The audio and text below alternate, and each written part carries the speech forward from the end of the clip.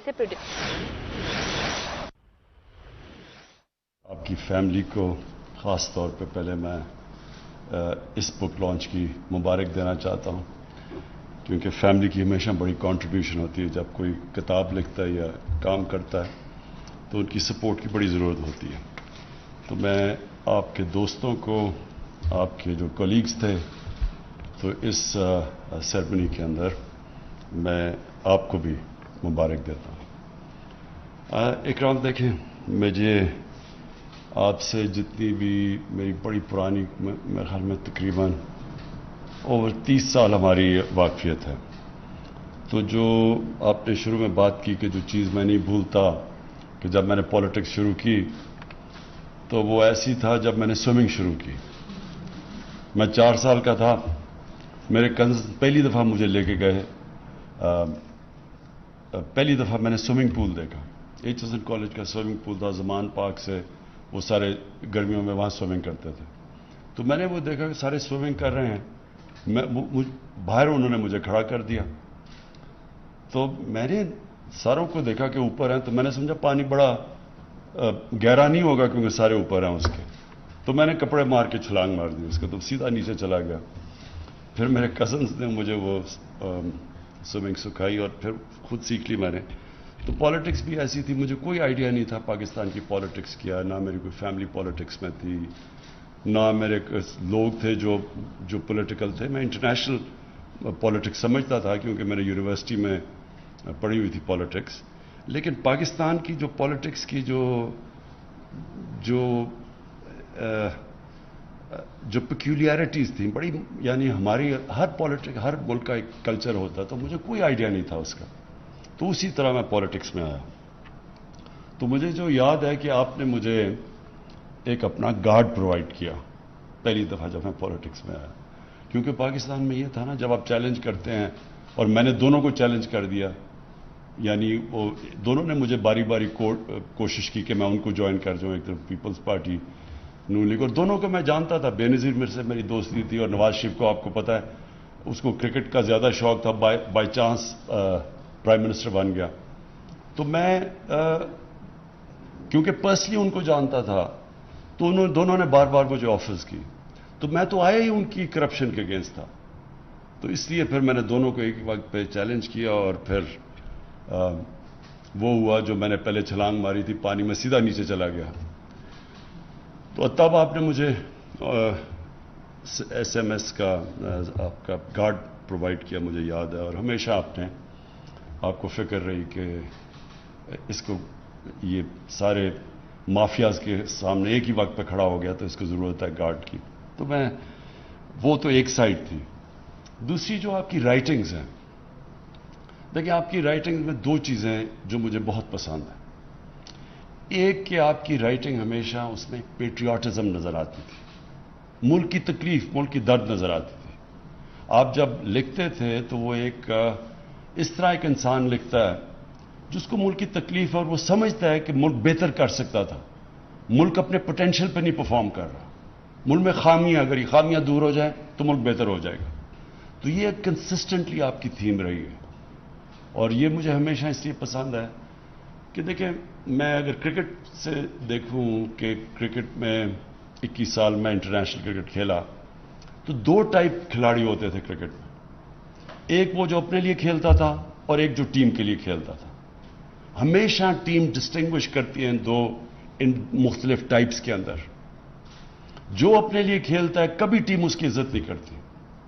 मैंने जितनी भी अपने करियर में देखा, जो इज्जत किसी की हुई, जो टीम रिस्पेक्ट करती थी, वो टीम प्लेयर की थी, जो टीम के लिए जान मारता था। उसी तरह कौमें हमेशा उनको याद रखती हैं जो कौम के लिए दर्द रखते हैं, जो कौम के लिए कोशिश करते हैं। अपने लिए तो इंसानी तारीख में कितने लोग आए, अरबोपति बन गए, पैसे बनाए, बाहर पैसा भी ले गए, अपने लिए जिए, तो कभी भी कौम उनको नहीं याद रखती। और जो हमारे इंडियन सब कॉन्टिनेंट के अंदर जो ट्रेडिशन है, जो सूफी ट्रेडिशन है, आप देखें कि अगर हम ये गिवन है कुरान के अंदर कि इज्जत अल्लाह की तरफ से आती है, ये हमारा ईमान का हिस्सा है, तो आप देखें कि ये जो हमारे बड़े बड़े बुजुर्ग थे, दाता साहब, بلے شاہ، بابا فرید، ابھی بھی لوگ، لاکھوں لوگ ان کو جاتے ہیں سلام پیش کرنے کے لیے. تو کیا وجہ تھی؟ کیونکہ وہ انسانیت کے لیے آئے تھے. ان کی ساری، کوئی اپنی ذات کے لیے نہیں آئے تھے، ان کی ساری زندگی انسانیت کی زندگی بہتر کرنے کے لیے آئے تھے. تو اسی طرح جو بادشاہ بھی کوئی آیا دنیا میں کسی ملک میں، تو کس نے، قوم نے کون سے لیڈر کی یا بادشاہ کی عزت کی؟ ہم کیوں قائد اعظم کی عزت کرتے ہیں جب تک پاکستان رہے گا قائد اعظم کی؟ کیونکہ قائد اعظم نے ذات کے لیے پالیٹکس نہیں کر رہے تھے. سب کو پتا ہے کہ قائد اعظم مخلص تھے پاکستان کے لیے، وہ صرف پاکستان کے لیے کھڑے تھے. تو اس لیے آج بھی ہم، اور ہمیشہ جب تک پاکستان رہے گا، تو قائد اعظم کو رسپیکٹ سے ان کا نام لیا جائے گا. جس طرح نیلسن منڈیلا ساؤتھ افریقہ میں 27 سال جیل میں گزار کے سب کو معاف کر دیا، کیونکہ اس کا اپنے سے ذات سے بڑا کاز تھا. تو اس لیے اکرام، جو آپ کی رائٹنگ، وہ میں اس لیے اپریشیٹ کرتا تھا، ہمیشہ کرتا ہوں، کیونکہ آپ ایک اپنی دیانتداری سے کہ کیسے ملک بہتر ہو سکتا ہے آپ لکھتے تھے. لوگ آپ سے ایگری کریں یا نہ کریں وہ مختلف چیز ہے، لیکن پیٹریوٹزم، ایک بیچ میں ملک سے جو پیار تھا وہ سامنے آتا ہے. دوسری چیز کہ یہ بھی میرا کرکٹ سے ایک، میں نے اپنے کرکٹ ایکسپیرئنس میں چیز دیکھی کہ 2 ٹائپ کھلاڑی ہوتے تھے. ایک کھلاڑی جب گراؤنڈ پہ قدم رکھتا تھا تو اس کی ساری ذہن میں سوچ یہ ہوتی تھی کہ میں اگر ہار گیا تو کیا ہوگا، کہ اگر میں میچ جیتا نہ تو کیا ہوگا، کتنی مجھے ذلت ملے گی، مجھے مذاق اڑے گا، میرا یہ ہوگا. تو ان کی ساری جو مائنڈ سیٹ ہوتا تھا وہ ہار کے خوف سے سارے فیصلے کرتا تھا. اور دوسرا جو کہ چیمپئن بنتا تھا کھلاڑی، وہ ہمیشہ یہ سوچتا تھا کہ میں اگر جیت گیا تو کیا ہوگا. یہ 2 ڈفرنٹ مائنڈ سیٹس ہیں. ایک ہے رومانٹک، ایک ہے جو آئیڈیلزم، رومانٹسزم. دنیا میں کسی نے بھی بڑے کام کیے ہیں تو وہ ہمیشہ آئیڈیلسٹک ہوتا ہے. وہ بڑی بڑی خواب دیکھتا ہے، وہ پکچر کرتا ہے جیت کیا ہوگی، اور پھر وہ باقیوں سے بڑا سوچتا ہے. اور دوسرا ہوتا ہے پیسمسٹ، جو کہ ہمیشہ، جس کو کہتے ہیں ریئلسٹ، ریشنلسٹ. وہ ہمیشہ اپنا سوچتا رہتا ہے کہ A=B، یعنی کہ میں اگر یہ ہو گیا تو کیا ہوگا، یعنی جو عقل کا غلام ہوتا ہے. میں مثال ہمیشہ دیتا ہوں ایڈمنڈ ہلری کی، کہ جب اس نے فیصلہ کیا ماؤنٹ ایوریسٹ پہ چڑھنے کا، تو اس سے پہلے جتنے بھی لوگوں نے کوشش کی تھی یا وہ مر گئے تھے اور یا وہ فیل ہو گئے تھے. تو ریشنلزم تو کہتی تھی کہ یا آپ مر جاؤ گے یا فیل ہو جاؤ گے، کیونکہ وہ ڈیٹا تو یہی کہتا تھا. تو یہ ایک رومانٹسزم ہوتی ہے، ایک آئیڈیلزم ہوتی ہے کہ نہیں، جدھر باقی فیل ہو گئے میں کامیاب ہوں گا. تو یہی مائنڈ سیٹ ہوتا ہے ایک انسان کا جو کہ بڑے کام کرتا ہے، اور جو ایک پازیٹیو تھنکنگ ہوتی ہے، اور جو ایکچولی دنیا کے اندر جتنے بھی بڑے کام ہوئے وہ ہمیشہ یہ آئیڈیلسٹ نے کیے تھے، جو خواب دیکھنے والے لوگ تھے. تو آپ کی بھی اکرام، جو آپ کی کتاب کے اندر جو بیسک تھیم ہے کہ یہ ہمارے مسئلے ہیں، اگر ہم یہ ٹھیک کر دیں، تو بھی آپ نے بات کی کہ ملک میں کتنا پوٹینشل ہے، ہم کدھر جا سکتے ہیں. تو جس کی وجہ سے میں پالیٹکس میں آیا تھا، کیونکہ کبھی باقی تو کوئی پالیٹکس میں آیا، ان کو تو کوئی جانتا ہی نہیں تھا. اس سے پہلے کس کو کوئی جانتا تھا؟ میں تو سب سے بڑا اس وقت نام بن چکا تھا پاکستان میں، مجھے ضرورت نہیں تھی پالیٹکس کی، کہ کسی چیز کی کمی نہیں اللہ نے دی تھی، سب کچھ دے چکا تھا اللہ پالیٹکس پہ آنے سے پہلے. تو لیکن یہ سوچ تھی کہ ہمارا ملک، ہم جب دنیا کو دیکھتے تھے اور اپنے ملک کو دیکھتے تھے تو ہم فیل کرتے تھے کہ ہم نے اپنے سے ظلم کیا. ہم نے اس ملک سے، جو اللہ نے یہ نعمت، پاکستان کا نام جو اللہ کی نعمت ہے، اس سے ہمیں انصاف نہیں کیا. تو پھر 2 چیزیں ہو جاتی تھی، کیا چپ کر کے ہر روز شام کو اپنے آپ کو ڈپریس کر کے سو جاؤ، ڈنر ٹیبل پہ جاؤ اور کہو جی یہ برا ہے وہ برا سو، یا پھر آپ جدوجہد کریں، فائٹ کریں اپنے ملک کے لیے. اور میں یہ سمجھتا ہوں آپ کی طرح کہ اگر ہم اس ملک کے لیے فائٹ کریں، اور جب سے میں یہ تقریباً 3 سال ہو جائیں گے آپ، اس اللہ نے اس میں بہت پوٹینشل دی ہے. کسی فیلڈ میں بھی پاکستان ہم نے انڈر پرفارم کیا، ہر فیلڈ میں کیا، جو آپ نے بات کی ہے منرل ویلتھ، مجھے تو خود ہی اندازہ نہیں تھا کہ ہمارے پاس کاپر گولڈ ریزروز ہیں. مجھے تو یہ نہیں اندازہ تھا کہ ہمارا ایگریکلچر میں کتنا پوٹینشیل ہے. ابھی میں نے کورینز سے مل کے آیا ہوں جو پاکستان میں اب ہمیں مدد کر رہے ہیں ٹیکنالوجی ٹرانسفر پہ. تو ایک ایک ایریا کے اندر پاکستان میں کتنا پوٹینشیل ہے. 12 موسم ہے پاکستان میں، تو ہر چیز اگ سکتی ہے یہاں. ہم نے کبھی وہ موہنجو دارو کے بعد کبھی سوچا ہی نہیں کہ اس ملک کے اندر اور بھی کوئی گندم کے علاوہ کچھ اگ سکتا ہے. کسی نے کبھی کام ہی نہیں کیا. گائے ہماری پتہ نہیں، جو آپ کہہ رہے ہیں کہ کتنی دنیا میں گائیں، ہماری ییلڈ سے 6 گنا زیادہ دودھ دیتی ہیں یہاں ارد گرد چائنا کی اور ادھر ادھر گائیں.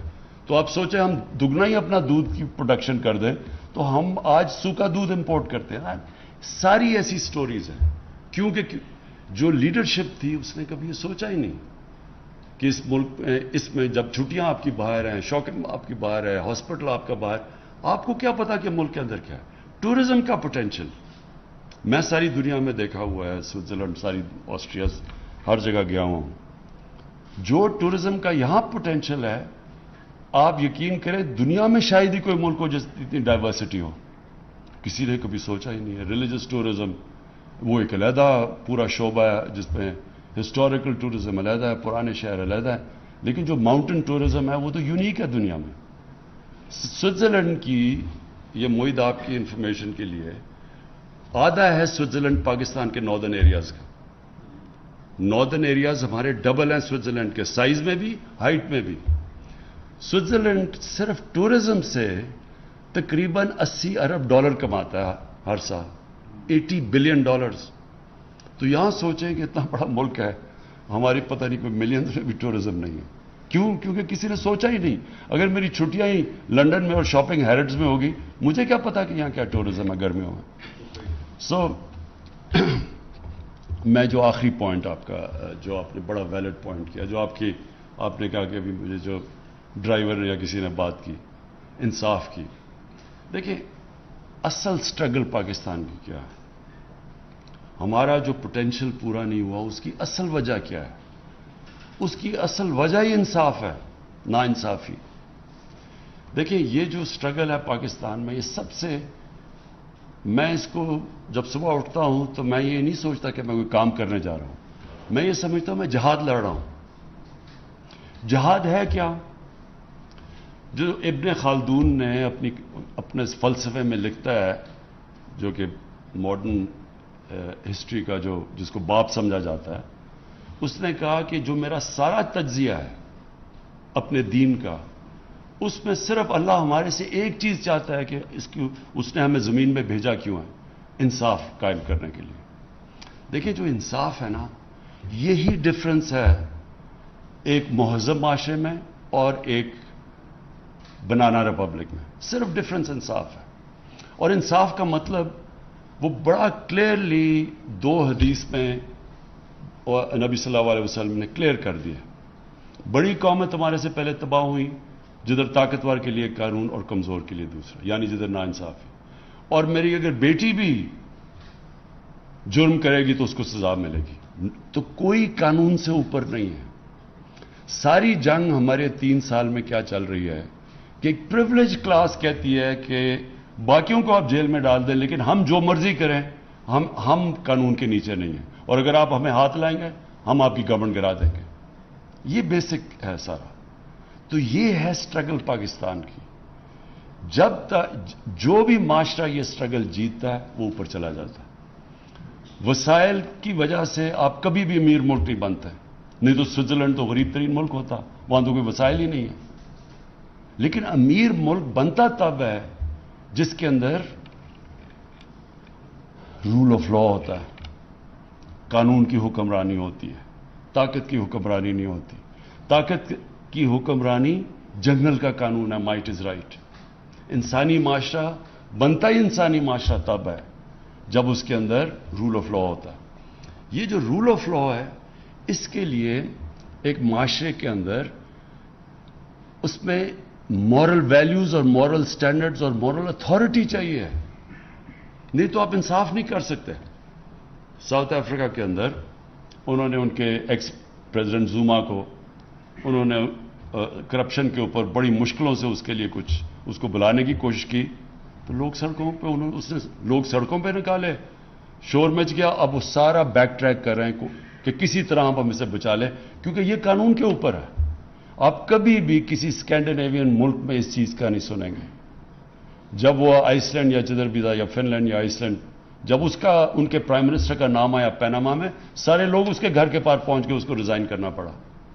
یہ صرف اور صرف جن معاشروں کے اندر قانون نہیں ہوتا، انصاف نہیں ہوتا، ادھر یہ لوگ ایک پریویلیج کلاس آ جاتی ہے. اور یہ جو آپ نے اگلی بات کی، یہ جب ایک پریویلیج کلاس آ جاتی ہے آپ اس کو ہاتھ نہیں لگا سکتے تو وہ ملک کو تباہ کر دیتی ہے. کبھی بھی پٹواری، غریب، تھانے دار یہ چوری کریں گے، یہ ملک کو تباہ نہیں کرتے، کیونکہ یہ ان کے سوئس بینک اکاؤنٹس نہیں ہوتے یا ان کے میفیئر میں بڑے فلیٹس نہیں ہوتے. تباہ جو ملک میں کرتا ہے، جو آپ کی رولنگ ایلیٹ جب چوری شروع کرتی ہے، وہ پھر ملک تباہ ہو جاتا ہے. اور اس کی فیکٹ آئی پینل جو یونائٹڈ نیشنز کے سیکرٹری جنرل نے جو اپنے نیچے پینل بنائی ہے اور اس میں بتایا کہ یہ امیر غریب ملکوں میں فاصلے بڑھتے جا رہے ہیں، تو انہوں نے ایکچولی سال کی پوری رپورٹ کیا انہوں نے کہا کہ غریب ملکوں سے ہر سال 1000 ارب ڈالر چوری ہو کے امیر ملکوں میں چلا جاتا ہے، منی لانڈرنگ ہو کے، اور آف شور اکاؤنٹس میں چلا جاتا ہے. تو یہ کوئی غریب لوگ تو نہیں کر رہے ہوتے، یہ ساری رولنگ ایلیٹ ملک سے پیسہ چوری کر کے باہر لے کے جاتی. کیوں کرنا پڑتا ہے؟ اگر میں اربوں روپیہ چوری کروں گا کسی ڈیل میں تو میں بستر کے نیچے نہیں پیسہ چھپا سکتا، لہٰذا مجھے باہر بھیجنا پڑتا ہے. اور تو میں دگنا نقصان کرتا ہوں. پہلے میں چوری میں نقصان کرتا ہوں، پھر جب اس کو ڈالر میں کنورٹ کر کے باہر بھیجتا ہوں اس سے بھی بڑا نقصان کرتا ہوں، کیونکہ ملک میں افیکٹ ہوتا ہے آپ کی کرنسی. یہ منی لانڈرنگ سے آپ کا ڈائریکٹ امپیکٹ پڑتا ہے کرنسی پہ، اور کرنسی پہ امپیکٹ پڑتا ہے جب آپ کی وہ کرنسی گرتی ہے، ساری چیزیں مہنگی ہو جاتی ہیں، غربت پھیل جاتی ہے. یہ سارے غریب ملکوں کا یہ کہانی ہے. ہر جگہ لوگ بیٹھے ہوئے ان کے حکمران جن کے بڑے بڑے محلات ہیں ساؤتھ آف فرانس میں، باہر آف شور اکاؤنٹس ہیں، سارے غریب ملکوں کا یہ حال ہے. اس لیے وہ غریب نہیں ہیں کہ وسائل کی کمی ہے، اس لیے غریب ہیں کہ ان کی بھی رولنگ ایلیٹ اس طرح جو ہمارا انہوں نے جس کو اس ملک کو پلنڈر کیا ہے وہ یہی کر رہے ہیں سب. سو وہ اسٹرگل اصل میں یہ ہے ان کو قانون کے نیچے لانے کی. جب آپ رولنگ یہ طاقتور کو لے کے آتے ہیں قانون کے نیچے تو پھر وہ جو حدیث ہے کہ بڑی قومیں تمہارے سے پہلے برباد ہوئی. جب آپ پریویلیج کلاس کے لیے ایک NRO دے دیتے ہیں ان کو اور غریبوں کو جیلوں میں ڈالتے ہیں تو وہ پھر حضرت علی کا قول ہے کہ کفر کا نظام چل جائے گا، لیکن یہ جو ظلم اور نا انصافی کا نظام ہے یہ کبھی بھی نہیں چلا، یہ چل ہی نہیں سکتا کبھی.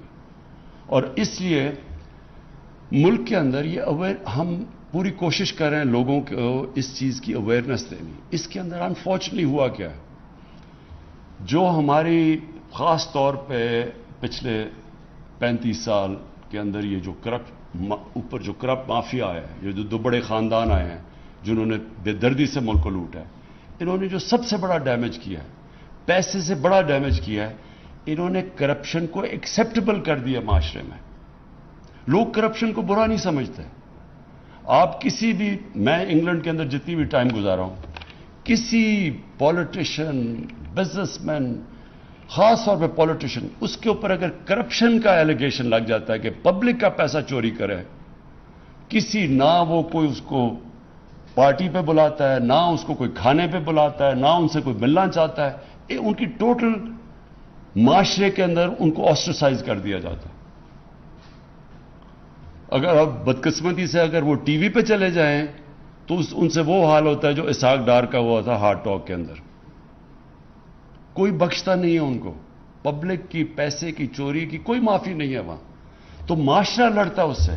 ہمارا انہوں نے ظلم یہ کیا ہے کہ 35 سالوں میں آہستہ آہستہ لوگ ایکسیپٹ کر بیٹھے ہیں کہ ہاں جی کھاتا ہے تو لگاتا بھی ہے. اس طرح کی فولش چیزیں کر دیتے ہیں کہ اچھا جی ایک زرداری سب پہ بھاری. وہ پیسے چوری کیے ہوئے ملک کے تو ایکسیپٹ کر، جب یہ ایکچولی سب سے بڑی کینسر ہے کہ جب معاشرے کے اندر آپ جرم کو ایکسیپٹ کر جائیں، آپ اس کو برا نہ سمجھیں. مولانا رومی کی سیئنگ ہے کہ ان سے پوچھا قوم کیسے مرتی ہے، مولانا رومی نے کہا جب وہ اچھے اور برے کی تمیز ختم کرتی ہے قوم مر جاتی ہے. تو مورل کولیپس پہلے آتا ہے फिर फाइनेंशियल और इकोनॉमिक कोलैप्स आता है। तो इकराम, मैं फिर से आपको मुबारक देता हूं, और मैं बिल्कुल याद है मुझे कि जब हम शुरू की थी और कोई समझ नहीं थी पॉलिटिक्स की, तब आपने मुझे एसएमएस का गार्ड दिया, जो उसने पूरी हमारी मदद की, जो साथ खड़ा रहता था, और हमेशा आपने फिक्र की कि इस पॉलिटिकल जंगल के अंदर एक नया आदमी आया है तो उसको ज़रूरत है, तो आपने तब से मदद की, तो वो मैं कभी भी नहीं भूलूंगा। बहुत बहुत शुक्रिया और बहुत मुबारक। वज़ीर आज़म इमरान खान इस्लामाबाद में इकराम सहगल की किताब a personal chronicles of Pakistan की रूनुमाई की तकरीब से खिताब कर रहे थे। उन्होंने कहा, सियासत में आने से कबल मुल्की सियासी निज़ाम के बारे में ज़्यादा इल्म नहीं था। अवाइल में पीपल्स पार्टी और नून लीग की क़यादत ने शमूलियत की दावत दी। वज़ीर आज़म इमरान खान ने कहा, नवाज शरीफ और जरदारी को उनकी करप्शन पर चैलेंज किया। कौमें हमेशा उनको याद रखती हैं जो कौमों के लिए कुछ करने का दर्द रखते हैं। हमारे ईमान का हिस्सा है कि इज्जत हमेशा अल्लाह ताला की तरफ से होती है। हमारे इस्लाफ ने इंसानियत के लिए अपनी जिंदगियों को वक्फ किया। वज़ीर आज़म इमरान खान ने किताब की रूनुमाई की तकरीब से खिताब करते हुए कहा कि किसी भी बड़े काम या मकसद के लिए मस्बत सोच अहम किरदार अदा करती है। मुल्क की बेहतरी के लिए मुसलसल जिद्दोजहद कर रहे हैं। और वज़ीर आज़म इमरान खान ने कहा कि इकराम सहगल मुहिब्बे वतन लिखारी हैं, तसनीफी काविश को सराहते हैं। पीटीवी न्यूज़ से ये थी ताज़ा तरीन।